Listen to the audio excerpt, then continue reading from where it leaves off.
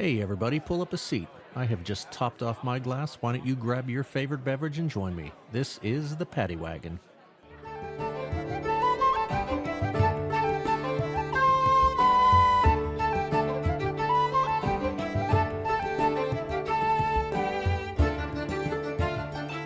Welcome back to and aboard the Paddy Wagon, folks. On this week's episode, we are joined by Dr. Ai.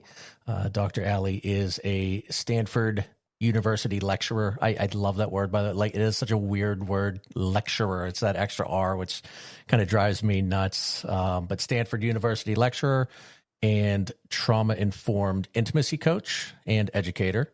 Also have your PhD from Stanford, I believe you said. And you are the founder of turnon.love, which I don't know how you got that domain name. I didn't even know that was one, but that's awesome. Anything else I'm leaving out? Anything, just go ahead and take over from here, Dr. Ai. No, I think that that's exactly right. If folks are trying to find me on the internet, they might also find me by my full name, which is Dr. Allison Ash. But yeah, I love it when folks call me Dr. Ai, keeping it a little easy and less formal. And I work with all sorts of folks, individuals, couples, non-monogamous, polycules, straight, queer, trans, cis, quite a broad age span as well. And so I really like working with a diverse set of people over a diverse set of topics. Yeah, I think that's good. I think that's what helps us learn and kind of, educate ourselves, right? The more people you talk with, the more people you can help. Within those different groups and subgroups. So, well, welcome to the show. Thank you so much. It's, I really appreciate you coming on here and chat with us. Always good to make new friends. And are you joining us with a beverage this evening? I just have some water. Just some water. Yeah. That's all right.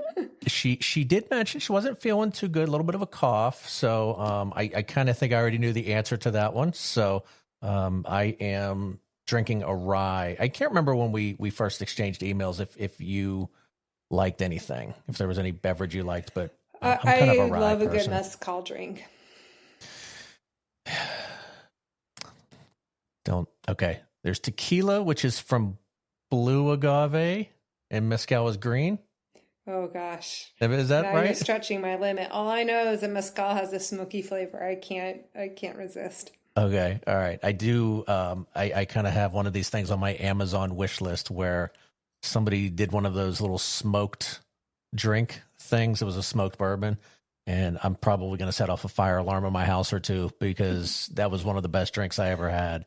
But yeah, mezcal, I think, is from a different, because everyone mixes it up with tequila and it's technically a different drink, but I think it's from a different plant. So it's very similar. And that's the one with the worm, right? Tequila is the one with the worm. Tequila is the one with the worm. Yeah. Do you do the worm? I've never done the worm. I don't think I know anyone that has actually answered yes to that. And I hope I never meet that person. So, all right. Well, let's tell you what. Let's start where this began for you in this journey, if you want to call it that. Walk us through, because it does. I think it's a passion. Is fair to say, in addition to your career and what you do for work, but I don't think you can do this type of work if there isn't a passion for it. Is that a fair statement? I think having a passion for it certainly makes it feasible to do long term and not burn out. Yeah.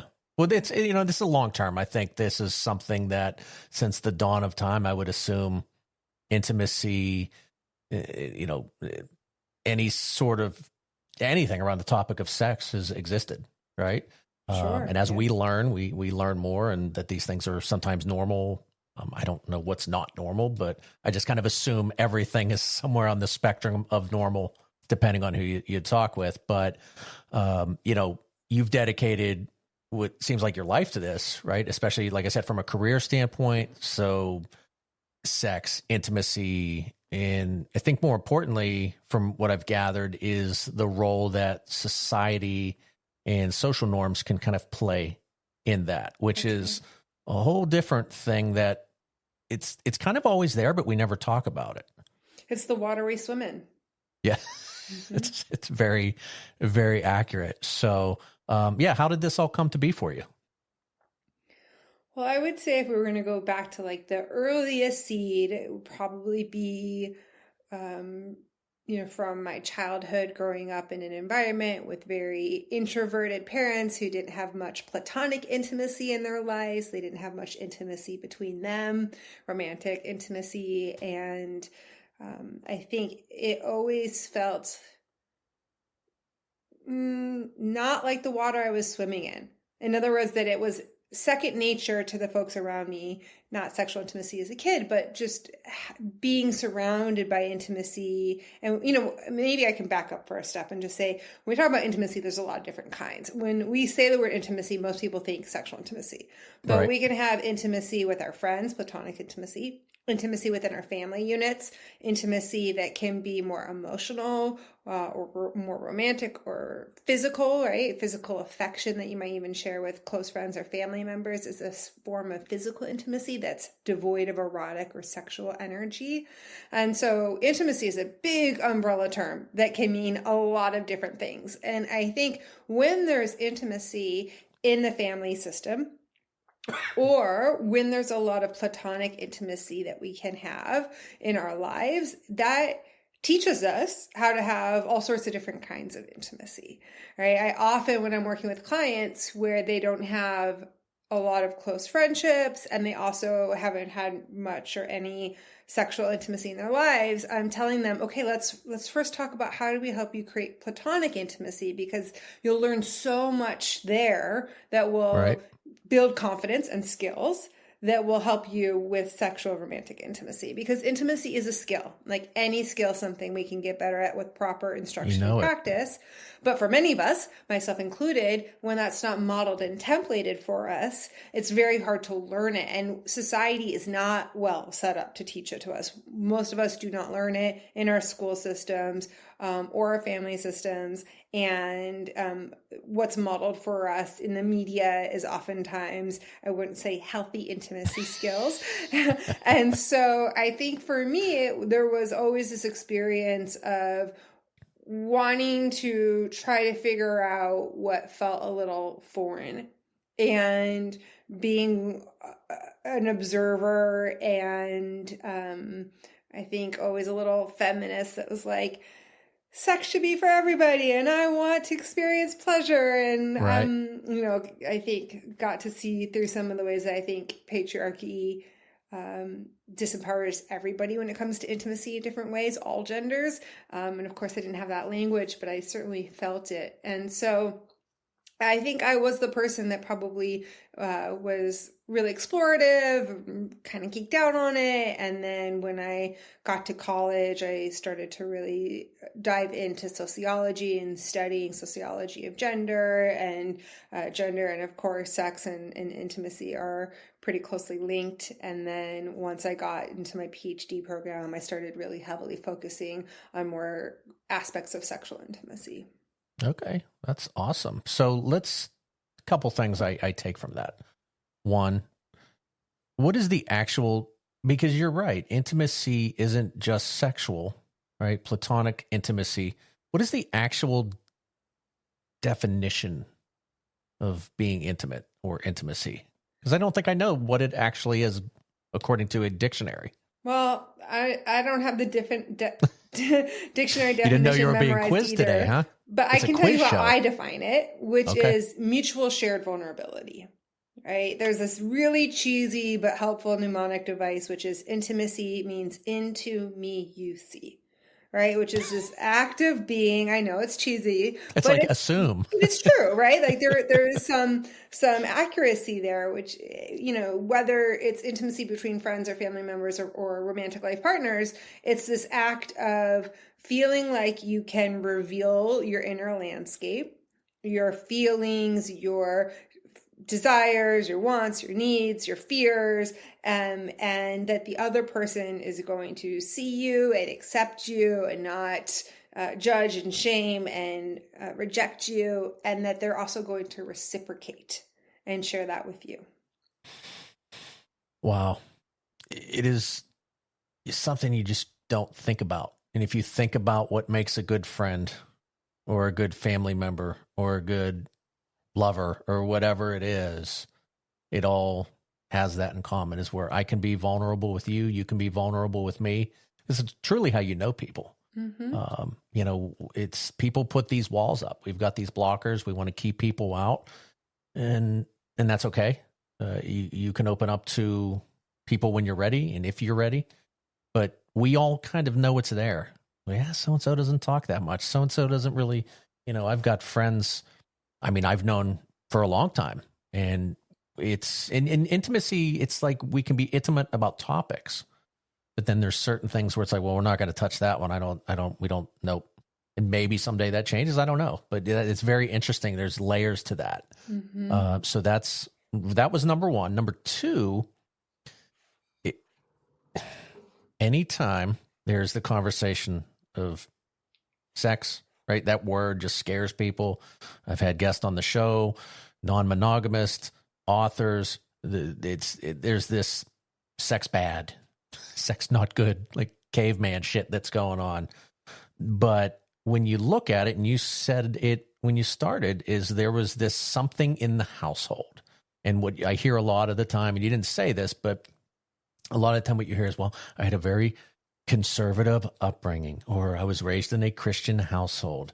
And there's like that thing is always there. Like, what is the connection between that, you know, conservative, and again, it doesn't have to be anything religious, but there's that conservative, we keep this inside, we don't talk about this is private, or we just pretend it doesn't exist, to then a lot of the times people down the road, right, when we're having these conversations and we're honest with ourselves and we explore different things sexually, as to where we go back and we go, well, that's kind of the way I was raised. It's like holding back a race car and like just letting it go, and it just takes off. Why is there a connection there? Is there a connection, or is it just random that just happens to be that way sometimes? Well, I do think whether it's conservative politics or religious influences, there can be a lot of cultural shame and institutionalized shame around sex. And I also think that there are some ways that, you know, when we think about even this term intergenerational trauma, what does that mean? Well, it means that things get passed down the generations through our lineages. And if there's certain norms, certain ways of doing things, certain wounds that aren't ever healed and addressed, certain belief systems and narratives that are created and perpetuated, then oftentimes we're not actually able to swim upstream, right? Go against the momentum and do something that feels risky. And this is really what it all boils down to, right? Because when we think about shame, shame is a fear of rejection, right? Because as interdependent beings, we all crave connection, belonging, acceptance from our family units, from our friends, from our partners. And so the reason why people aren't vulnerable, or the reason why people might be really insular in what they're feeling and doing, is because they're taught, or they're somehow pick up messaging that if they were to be transparent and reveal how they feel or what they think, then other people are going to reject them. And that fear of rejection is intense. And that's what is underlying all of the shame that we feel, not just sexual shame, any shame that we feel. And so, as you say, right, you have some friends where you can talk about certain things, and it's probably because they don't feel shame around that. Right. And then there's certain things that we don't go there and we don't talk about it. And maybe that's in part because that feels like terrain that shame could creep up, but it's also sometimes it's unfamiliar. Nobody has done that with us. Nobody has shown us or templated how do we talk about these things, or done so in a way that created permission for us to do it as well. And sometimes it really just takes a pivotal relationship where somebody can feel that sense of safety and permission in a way that they never felt before. What is it about people that people are shut off, right, to a lot of topics, like you just said? What finally gets us, is there something that we all have in common to where we finally just say, I can't do it anymore? Got to be open with somebody and start talking, or I'm going to, fucking explode. what is it in us that it gets us to that point? Is it, I'm going to lose it? Well, I mean, I think for some people, it's exposure, being exposed, even just like a seed of a different way of doing things, can be eye-opening. For some people, like you're kind of pointing to, it just becomes intolerable. Sometimes somebody has a traumatic experience that can't actually be shoved underneath the rug and demands to be dealt with. Sometimes people just feel such loneliness, or I can't tell you how many people have come to me that say something along the lines of, I feel like there was this day at school where everybody got a handbook on how to connect and how to be vulnerable and how to have emotional intimacy, and somehow I was just sick that day. They didn't give me that book. Like there's this kind of really pervasive feeling that everybody else knows how to do something I don't know how to do. And that's really isolating. And I think sometimes people turn on Spotify, catch a random podcast, whatever it may be, and there's a spark that happens. And then that spark gets bigger and bigger and tends to be something that has some pull to it for them to follow and pursue. Yeah, I've mentioned it before, but Theo Vaughn is just something, if you know who he is, he's a goofball. He's not for everyone. But there's a vulnerability about him that I think attracted me to his show. And from a comedy standpoint, yeah, he makes me laugh. But there's something else there. He doesn't hold back. He talks about what it was like growing up poor. Hey, I was the white kid in the black neighborhood, and my dad was 70 and my mom was 30, and there's so many things where you listen to him talking about love and looking for love and never finding it and being lonely and dealing with addiction, that you just see something. You see yourself in some of his stories. And I think there's a lot of people out there like that, but there's something therapeutic about it. I've loved doing this podcast to where I get to talk to people like yourself. And I've said to other people, like, I'll do a therapy session. I don't know if that's legal. I guess if I consent to having my information out there, which, speaking of which, I got a great story here in a few minutes. But yeah, I mean, it's refreshing to be vulnerable with people. I think it's fun to share stories and have people get back to me and go, dude, I never knew that about you. And I apologized to a friend on one of my episodes. It's just something that had been eating me for a while, and it was good for our relationship. She's a dear, dear friend, and we won't get into the details of it. It's out there, but you always try to find the best version of yourselves, and you just got to be honest with yourself sometimes.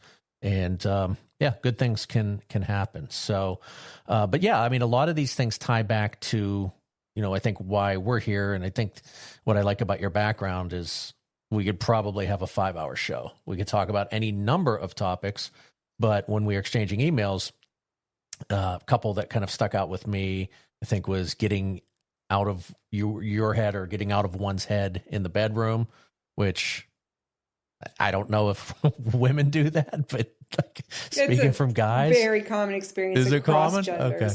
Yeah. Because with me, I know that, there's been some issues that again, I'll share one of them, because again, on the spirit of being honest and trying to be funny and sharing with people, maybe I say something where somebody's like, oh, that happened to me before. But maximizing pleasure and skills for deepening emotional intimacy, right? There's that word again. So, as I mentioned, like, I like to reflect on things, look at, my, I don't want to say upbringing, but things that have happened to me. And I really, there's something about embarrassment with me that I'm okay with it. It's embarrassing when it happens, but then looking back at it, you're like, all right, that was a learning experience. And so I would like to take this opportunity to share a funny sex story that happened to me. And I've said this story to some friends, and they're like, why do you tell people that? Like, take that to the grave. And it was that, I think, comes back to the kind of that social norm where we don't talk about certain things. So we'll just say there was a girl I was dating, and I was really into her. I don't know. In my head, it was like, oh, she's beautiful, she's friendly, she's funny, she's got a good smile, all the things you want to see when you're attracted to someone, right? Mm-hmm. So, we were dated for a couple weeks or whatever the case was. I honestly, it was so long ago, I can't remember, but we were hanging out one night, and I think we kind of both knew without knowing that, hey, this may be the night, right? We know what the night is. And we decided to smoke a bowl. So as you know, or maybe you don't, sometimes when you get stoned, you can get a little paranoid. But I got like really, really high. And so we kind of started making out. And I don't know if it was just her saying the phrase, "Do you have a condom?"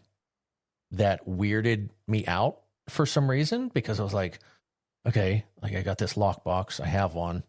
Where's the key? Can't find the key. Okay, here's the key. Can't find the condom. I know it's in here somewhere.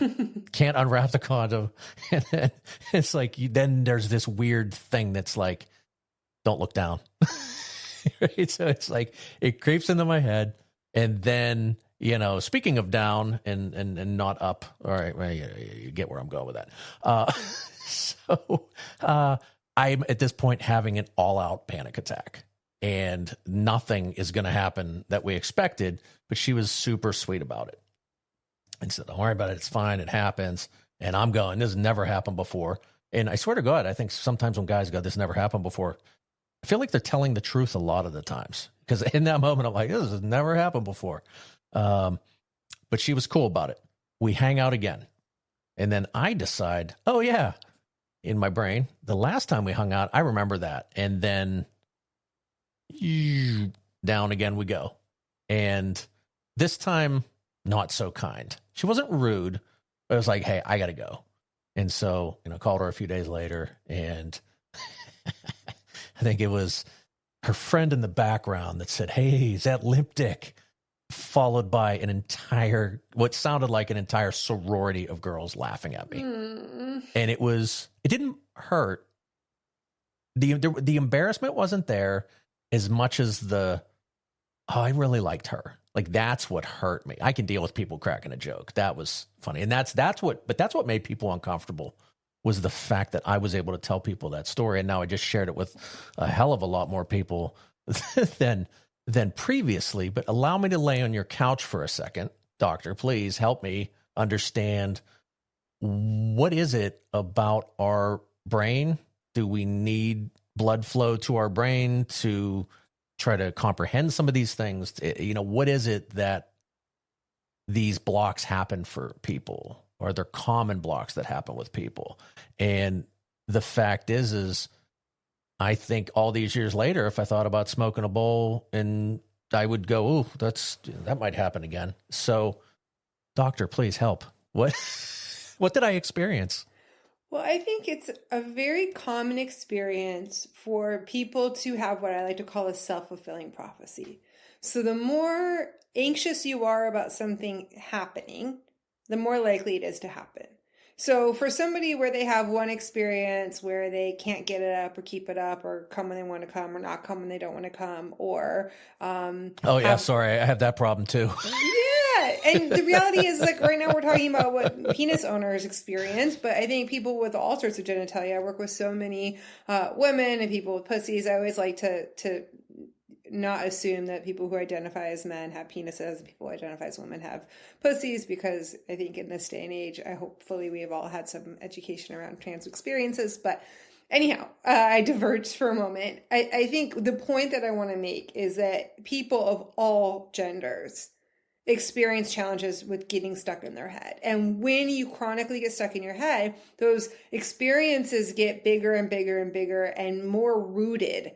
And the more rooted they become, the harder it is to work with it. So if I worked with somebody who's had one experience where they got stuck in their head and they had, like for you, for example, if I caught you after your first experience or even after your second experience, it would be very different than if it was 5 years later and now this is something that happens for you most of the time. right? Because then that link between sex and anxiety has become so tight that it's a lot harder to start to unwind it. And Like you can't have one without the other now because it's right. so And I mean, ingrained. for some people, there are physiological reasons why they might have challenges maintaining an erection, or why they might have a hard time having an orgasm, or just like simply why it's hard for them to receive and be in their body. And they're just in their head worrying about their performance or their to-do list or whatever else it is. Right.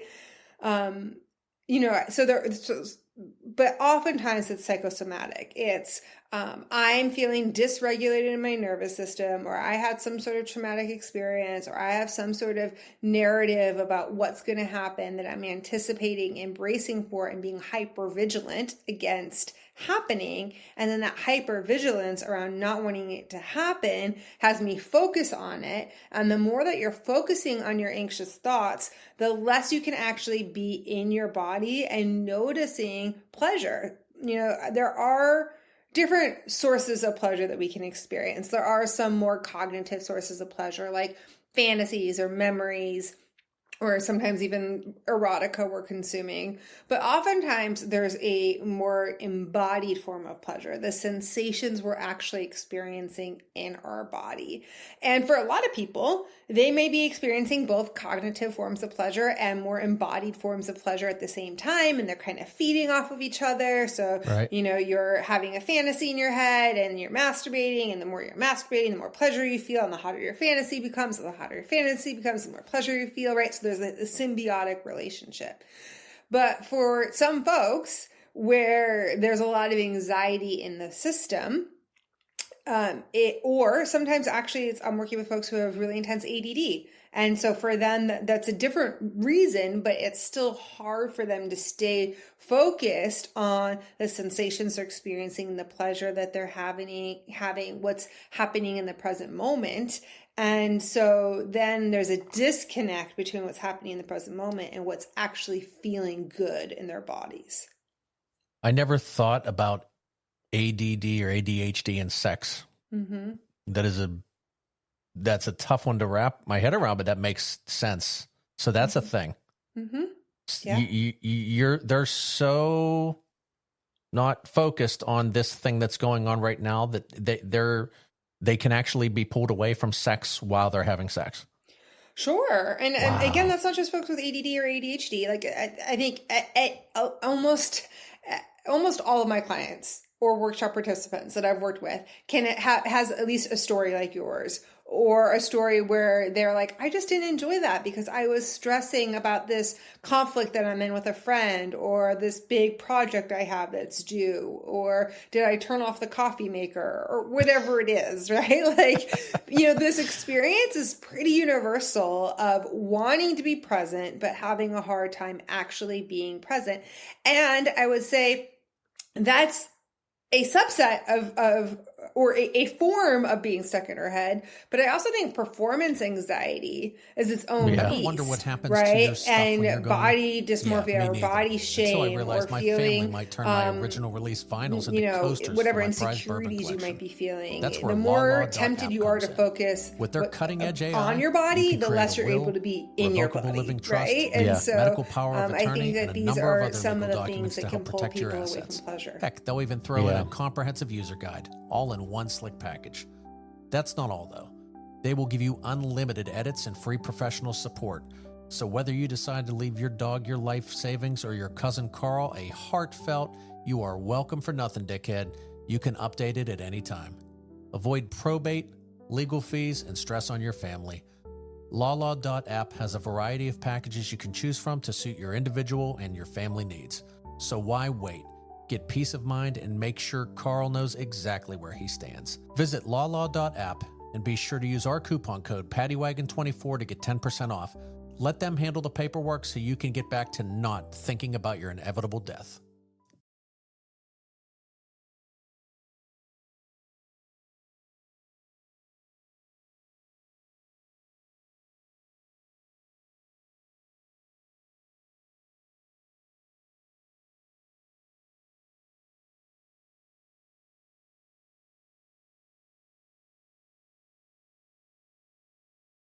I good friend a while back that she was anorexic, and I'm just like, again, younger guy.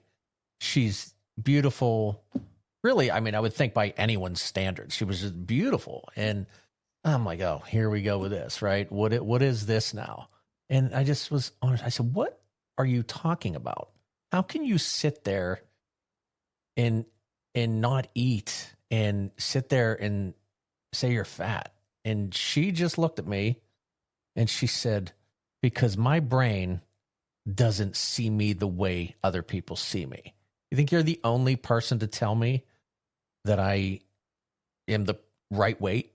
She said, I see myself as fat. And I look in the mirror and I see fat and I'm grossed out by myself and I don't like me and I hate my body and I hate everything about me. But it's not about the eyes. My brain is telling me this. And it was, it was very eye-opening because it was the look in her eyes that I finally understood. Wow, like there's things that go on with people that truly you just don't understand. You never know what's going on in somebody's head. And one, I'm glad it was a good friend it happened with. But very, like I said, very eye-opening to kind of see that unfold and kind of see, the truth in somebody's eyes. It hurt. It bothered me. I felt for her and other people like her. And, I kind of wish that would happen to more people, kind of, start opening our eyes before we pass judgment on people without knowing what the fuck is going on. So that was one for me. And again, that can then lead to sexual intimacy and, physical and things like that. Like there's problems there with that. So it's like there's this trickle down effect, and somehow everything that goes on in somebody's life can end up, right, when you're talking about sex. Well, I think also just when you're talking about human connection, I think one thing that's really admirable about this story that you're sharing is how vulnerable your friend was able to be with you. And the fact that she was able to be so vulnerable with you actually enabled you to be more empathetic with her because you could understand more of her experience. Yeah. And, I don't know how that landed for her, but I know when we can receive empathy, when somebody really gets how we feel, they care, they're not trying to change or fix, but just seek to understand and to be with us in our experience, that's really healing. And it helps us feel accepted and belonging, and it's de-shamifying and it's normalizing. And I don't mean to imply that that would cure somebody of an eating disorder, which are very complex experiences that people have that are often more about control and perceived lack of control than but anyhow, all I'm trying to say is that an important part of healing, any kind of healing, whether it's trauma, whether it's eating disorders, whether it's addiction, whatever it is, receiving empathy and acceptance and belonging and permission to not have to be perfect is a part of it. Yeah, I've always been a fixer, and I realized it's like, hey, smoking's bad for you. You shouldn't do that. Like a smoker's never heard that before, right? Like that girl never heard, hey, you're beautiful. You don't have to do that. But maybe listening is in fact playing the role of fixer, where that's what helps the most. Yeah, a lot of the times. So, okay, we're going into a slightly different topic here, but I think this is an important one nonetheless. So when I'm working with clients, I often like to differentiate between what I call practical conversations and emotional conversations.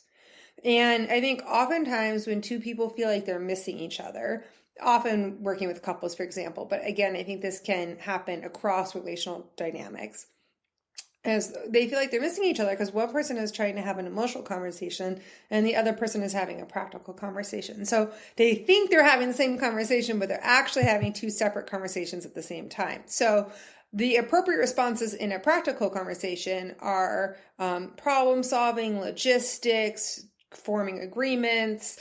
The proper responses in an emotional conversation is empathy, reassurance, affirmation, normalization, validation. And so if I'm bringing something emotional to you, most conflict, by the way, is emotional. And people are Right. so afraid of conflict or of being the bad guy, they want to rush to fix it right away. But if instead of trying to come up with solutions and fixing it, you can just be curious about the impact and really get how I'm feeling and the impact of how I'm feeling and express that you care and validate my experience. Like that's the most important thing that needs to happen in a repair conversation. And I think there's all sorts of conversations that, you know, in our capitalist, goal-oriented, practical, idealizing society, we are trained and taught to try to fix things and to be solutions oriented. And I think we bypass some really important needs that we have that really are powerful at creating intimacy. Yeah, me and my wife came up with kind of an idea, which was, right, I think what you just described, and I'm going to make an assumption. I don't like to do that, but I feel that maybe, perhaps, a lot of, and you know, maybe like when you see these jokes online and these memes and these GIFs and all these things, there's a reason they're relatable is because they're true. And maybe, perhaps, men sometimes try to be the practical ones. I'm having the practical conversation. And then maybe sometimes, again, speaking for my relationship, my wife is the one having the emotional conversation. We think we're having the same conversation. And what we came up with was she tells me when I need you to solve a problem. This is what I need. And then there's other times where it's I need you to listen. And I need you to hear me and hear what I'm saying. And that right there, just making me aware, because it broke my heart because I'm like, I thought I was doing what you needed. This is like, right. No, you're trying to solve a problem. And I'm not asking you to solve a problem. I need to get some things off my chest and I just need someone to listen to me. That's right. And sometimes things aren't actually fixable, right? What needs to happen is understanding and connection, right? Yeah. Like you can't fix grief, for example. You can't make somebody not mourn the loss of a loved one. Like that actually feels invalidating of somebody's experience, but you can really strive to understand and to be with and to hold space.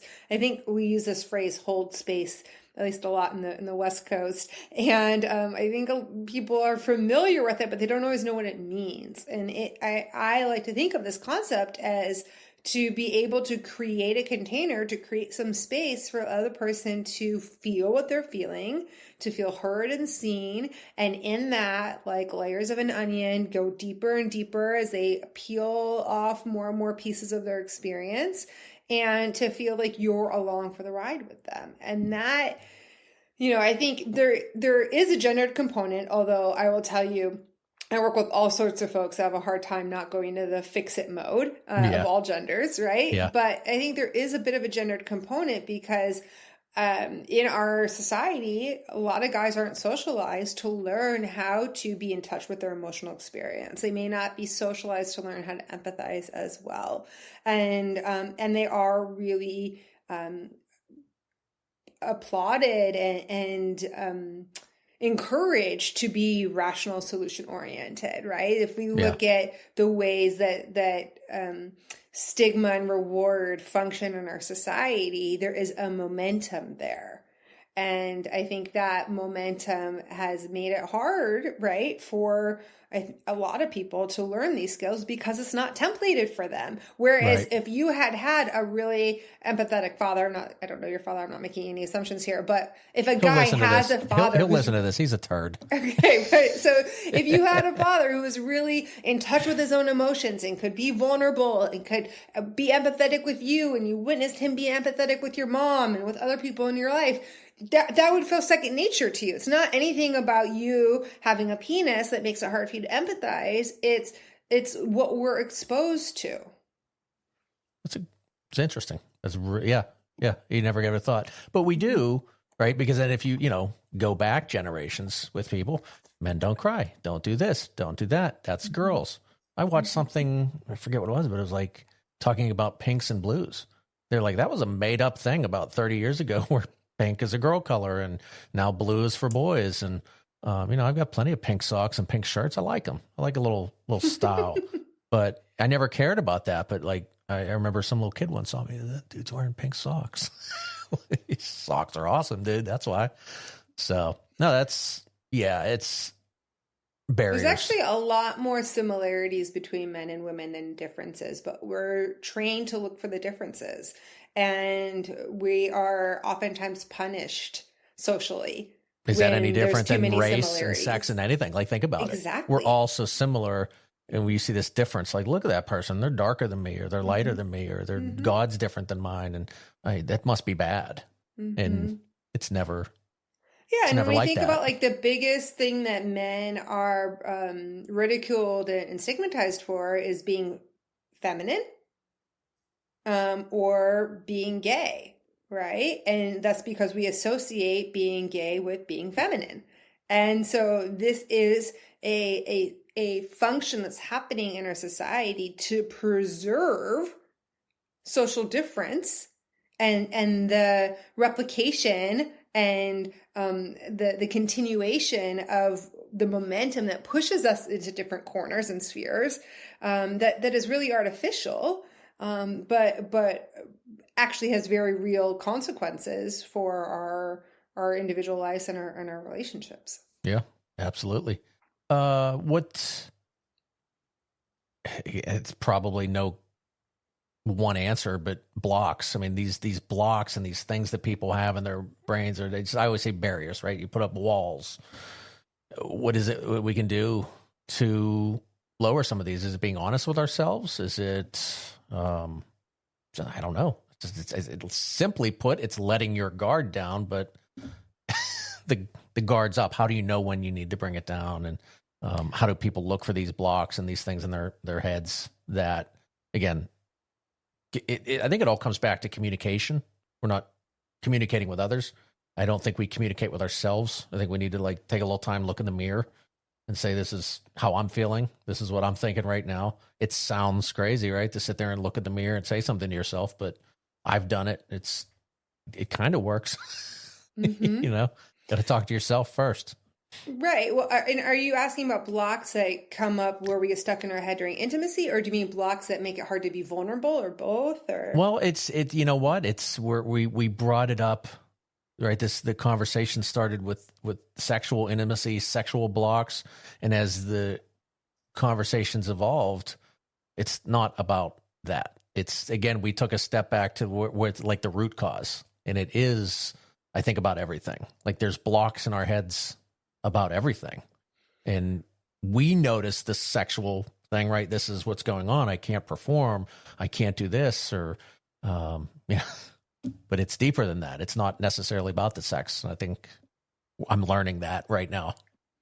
Right. Well, I think when we think about blocks that can make it hard for us to be in our body during intimacy, sometimes it is, navigating anxiety, navigating shame around our gender, our body, our performance, what it means to be, a competent man or an attractive woman or whatever else that might be.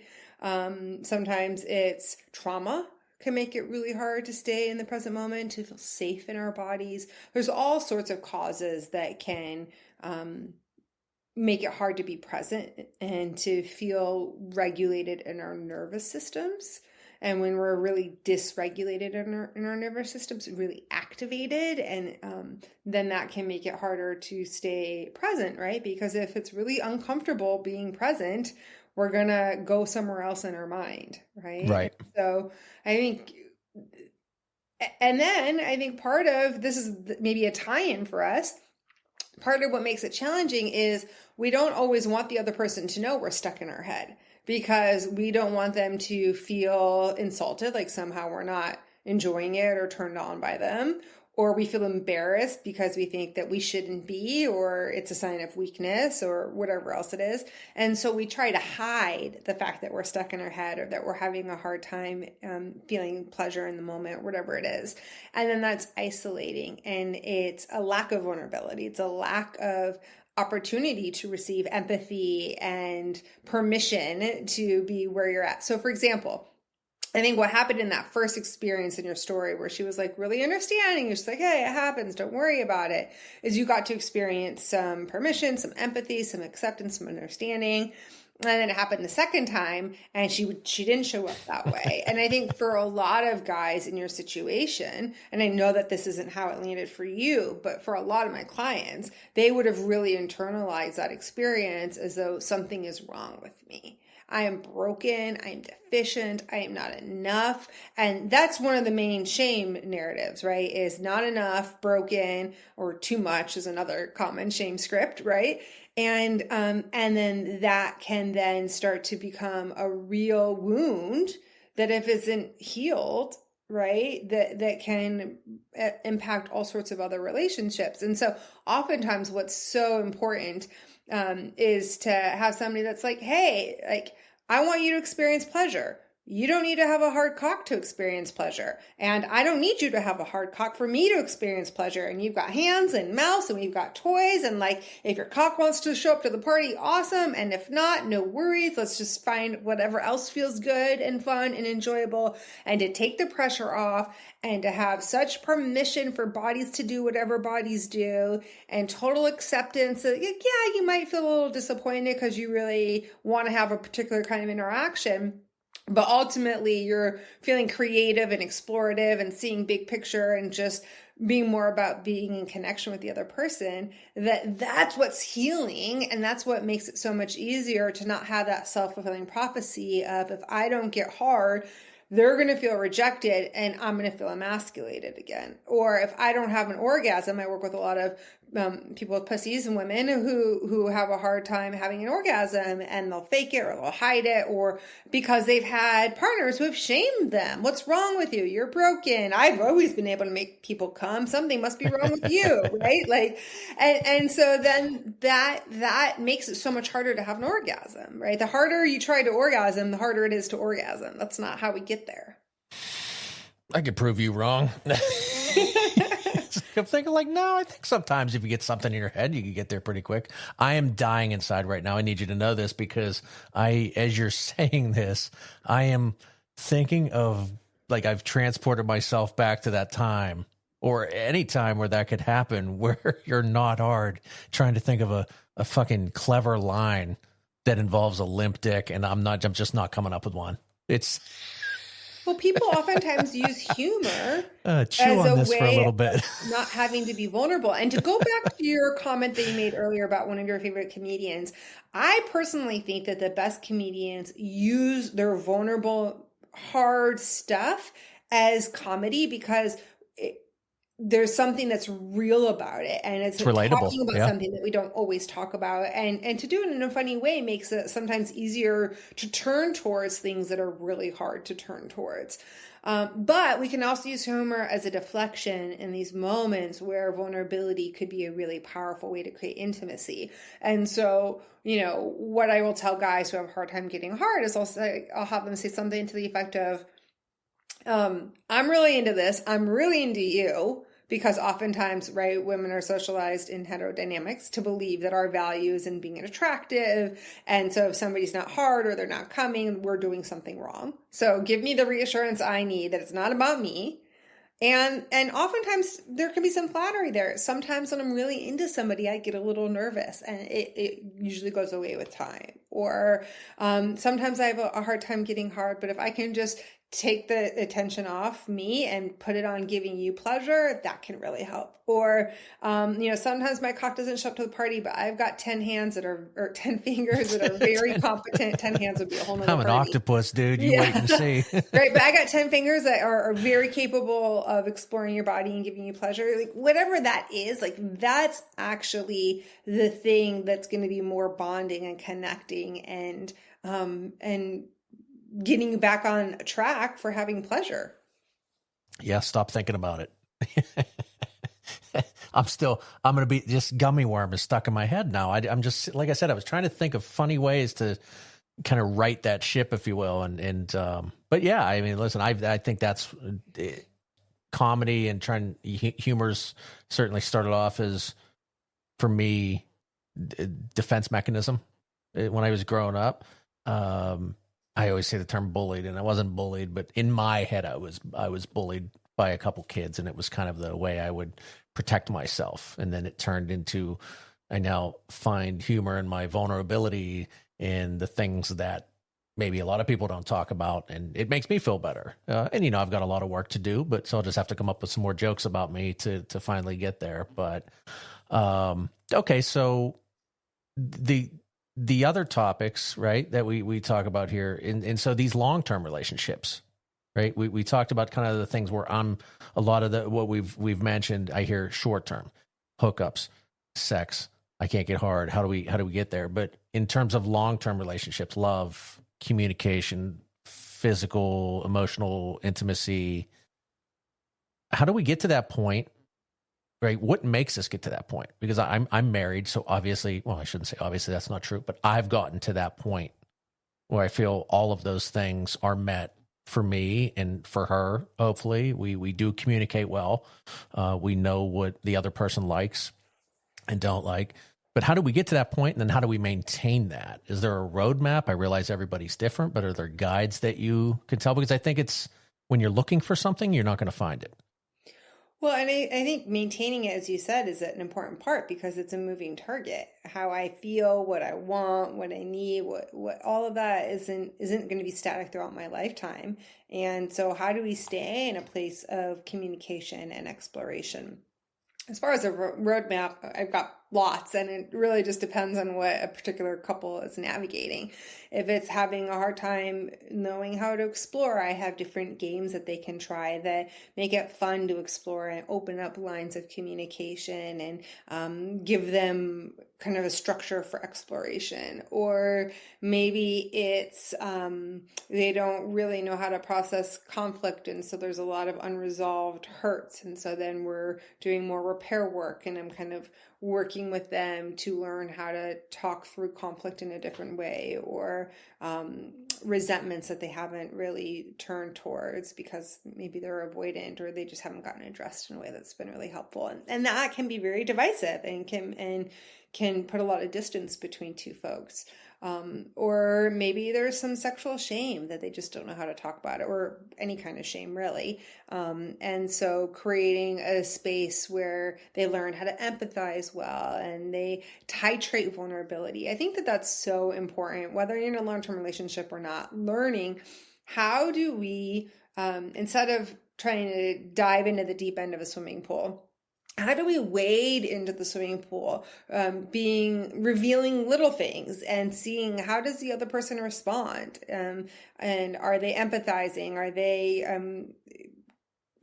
understanding and accepting? Are they bringing curiosity, or are they ridiculing and judging and shaming? And through that process, building more trust in the other person and in the relational dynamic, that we can continue to be more vulnerable and bring more vulnerable material. And for some people who have actually been in a relationship for a long time, there's not a lot of intimacy and there's not a lot of vulnerability. And so, it's figuring out what are the intimacy skills that are missing. And, when I work with couples, I have a skills assessment, not just couples, individuals as well. I have a skills assessment I like to give them that has almost 150 different skills on there. And they can tell me for each of these skills, it's something that's new or something they're working on or something they feel like they've integrated and what's a priority for them. And I think this is so helpful because intimacy can feel broad and overwhelming and daunting and abstract, and it makes it concrete and tangible, and it acts like a menu of options. So people know what are the things that we can work on? Like, oh, I hadn't even thought about that, or I didn't know how to articulate that, or I didn't know that that was something that they wanted. And now I know that, and now I can care about that because I care about them and they care about it, right? So I think that it's giving people the tools so that they can start to have language that maybe they haven't had before. I like that. We did damn it, I can't think of what it was called. Love language.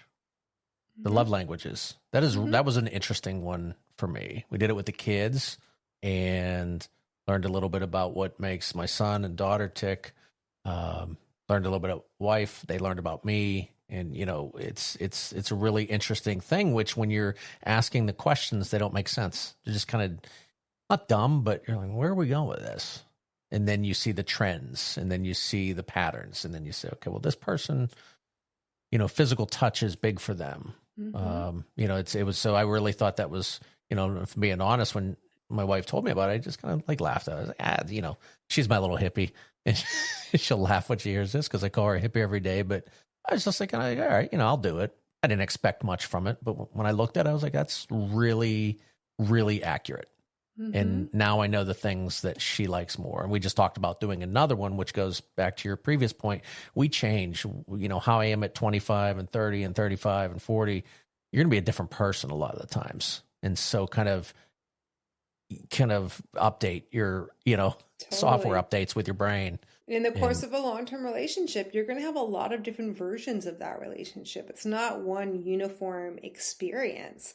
And so how do you continue to grow and learn so that you can evolve together and update your mental models of the people that you want to be close with? Yeah. Yeah. So with trauma, right? You mentioned that I love the kind of the wading into the pool analogy. Can trauma be approached? Trauma feels like a deep end. It's like, hey, I got some shit I'm about to tell you, and it's not good. Like, can you wade into some of those topics? Well, sure. I mean, when I'm working with clients who've experienced trauma, we will definitely wade in because we want to build up the capacity to go there and to talk about it. I want them to build more trust in me. Right. I also want them to build more resources for what to do if they start to get really dysregulated or feel unsafe in their body. Or, part of what's challenging about trauma is it is a loss of control. It alters time perspectives. And so we don't always notice where we are, what's happening in the present moment. We oftentimes lose connection with our body, with our breath, with what helps us feel resourced and grounded. And so oftentimes I'm teaching a lot of these skills and we're titrating into it so that they don't re-stimulate their trauma in a way that's really upsetting and scary. And it's, just like taking these little bite-sized pieces. And, I think, obviously I'm trained in trauma. And so I have a lot of techniques and interventions that I can use. I think it's a little bit different when folks are trying to talk about it with partners or close friends. And, but I still think you're wanting to build up some positive data points that the other person is trustworthy, that they have the ability and the willingness to show up for these hard conversations, to bring that curiosity and empathy, to not judge, to be able to listen, to not try to fix. And so that we know that we are going to really scary terrain with people that we feel really safe with. When people experience trauma when they're young and they, it gets buried a lot of times. You hear that word. It's buried. It's in there somewhere. Like I've always wondered, I'm like, do I have something buried? Because I'm always looking, I'm always kind of on edge, but there's just something. I'm like, I wonder if I went and sat down and talked with somebody, what I would dig up. But when it comes to, because I don't think anything crazy happened, I'm pretty positive it didn't. But, I think there's little things. I think we all have traumatic things that happen in our life. What is there that helps people? Because those are blockers for good sexual relationships. Those are blockers for good emotional relationships. A lot of the times, I think. What can we do and what can people do? Again, besides listen and empathy and things like that, what can you do to kind of overcome some of those? And again, I realize trauma is a very vague term. It's not a one-stop shop. This was where therapy, trauma-informed coaching, working with counselors, all of that is so important. And I think part of what you're pointing to is I like to differentiate between little t trauma and big T trauma, right? Big T trauma are those like really big things that happen that are very clearly traumas in our life. Little T trauma are some of those more micro experiences that planted those seeds or planted those earworms or created those wounds that then have kind of grown over time, or there was an accumulation of those little T's. But also, two people could experience the same exact thing and it lands as traumatic for one person and not traumatic for another person, right? That experience that you said where you called her and you heard all of her friends laughing in the background doesn't seem like that was big T trauma for you. But for somebody else, it might have been the most mortifying, traumatic thing that could have ever happened to them. Yeah. Yeah. And so I think that that's also an important piece of the puzzle. And, I'd be happy to come back on your show and do a whole talk on trauma because I don't know that we have enough time to do it justice. No, we definitely don't. I love the topic, and I think I like talking about it because if if one person listened to this show, and I think it's the same with anything, like if one person said, I heard one thing that you said on your show and it really was helpful. It's just, it goes back to that helper. Like I just love, and again, maybe my story is, to me, it's funny. I don't know how those girls laughing didn't bother me, and it didn't. But the other things bother me. Like I said, it was, I think because I liked her, I was so focused on that, that other thing was so minimal that it didn't get to that point where I hated it. But yeah, I mean, I would totally love to have you back on. I think that's an interesting deep dive there, right? There's a lot of traumas, like you said, the big T's. The big T's are, I think they're uncomfortable to talk about. It's uncomfortable for me to hear certain things because I don't know what the answer is. And again, I'm not looking for an answer. I'm not looking for you to solve a problem. I'm looking for you to understand me. And maybe that's really all it is, because you hear people with these stories and your just heart breaks for them. And you just want to hug them, and you're like, I hope this is enough, because this is all I can do, because I don't know where to go with that information. So, okay, here's a fun one for you. Hopefully, myths. Give me one. Give me a myth about intimacy that you can debunk. A myth about intimacy. Any sort of intimacy. Is there a myth out there? Women want emotional intimacy, or all men want is sexual intimacy, or gosh, there's so many myths. I mean, I think that's a really good one, though. I mean, yeah, that's just flat out not true. Or, all men are open to one-night stands or casual sex, or all women want commitment and long-term relationships, or monogamy is the only way, or non-monogamy is just because people are afraid of commitment, or it's perverted to be non-monogamous, or right.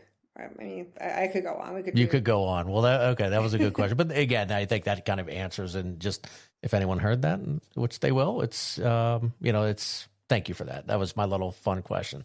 Sure. So, Dr. Allie, and again, you in your email, you were Dr. Allie. I hope that's okay. I feel like totally it is very personal to call you that, but it's totally fun chatting with you.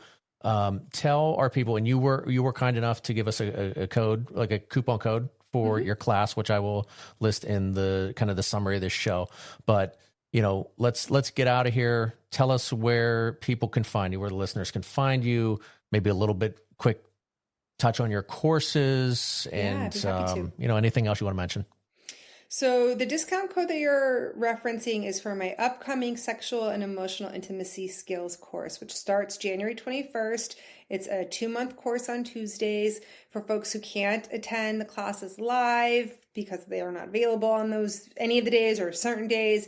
All the classes are recorded. There's ways to ask questions outside of class. There's ways to form connections with other participants for discussions and exercises. It's very experientially focused. So we're learning a lot of skills that help us have the kind of emotional intimacy and sexual intimacy that we want. And through very safe exercises, we're actually practicing, and we're having vulnerable conversations, and we're receiving empathy and permission and templating that maybe we haven't gotten before. And this is a course I also teach at Stanford University, but I always love teaching it outside of academia, which I only do once a year, but I do offer it as an on-demand rental if folks are happening to listen to this podcast, I don't know, in April or whatever it may be. And then we also talked about intimacy for couples. And so I want to let your listeners know about a course I teach with my husband, actually, who's also an intimacy coach. And it's called Sustainable Intimacy, Reignite the Flame for the Long Game. And it's all about how do we keep the spark alive in those long-term relationships? What happens if we're not having sex anymore, or as much sex as we want to be having, or it feels like a chore, or there's differences in libido or desire? How do we navigate that and overcome what we call the libido blockers and really find our way back to pleasure and connection? And that's available as an on-demand rental. And we also teach it a few times a year as well.